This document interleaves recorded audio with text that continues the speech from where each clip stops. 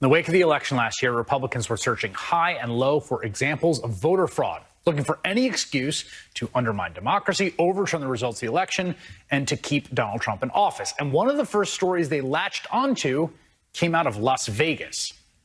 It was disbelief. It made no sense to me. Kirk Hartle said he was surprised when he found out his wife, who died in 2017, had sent in a mail-in ballot. I was surprised because she passed away 3 years ago. I was surprised to even get that. Rosemary Hartle died at 52 from breast cancer. Her name is still on Clark County's voter rolls, and since everyone in those rolls got a ballot, one was sent to Rosemary. But Kirk says a ballot never got to his house. That is pretty sickening to me, to be honest with you. Sickening indeed. Now that sounds like an awful story, a grieving widower attempting to deal with this attempted fraud. And it soon became part of the Trump team's talking points as they worked to undermine the election results. Dead people voted in Clark County. That is a tricky thing because obviously for these families, this is a very tragic reminder of a loss that they have just recently had to go through. We have two examples that we have talked about and want to talk about today. One is the death of Rosemary Hartle in 2017. Nevada Republican Party shared the Hartle story too. Quote, the media needs to understand we are finding concrete cases of voter irregularities they must expose.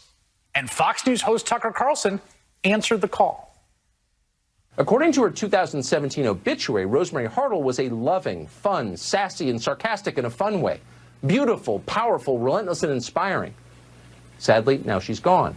But her voter registration remains. She's still on the rolls. Someone received Rosemary Hartle's ballot in the mail and then cast it. Who did this? We don't know who did it. We wish we did. We should know. It's fraud. It's a threat to our system. Yes, it is fraud, and we should know who did this, and now we do. It was Kirk Hartle himself, Rosemary's husband. This week, he appeared in court where he pleaded guilty to the charge of voting more than once in the same election. Hartle was sentenced to probation and fined $2,000.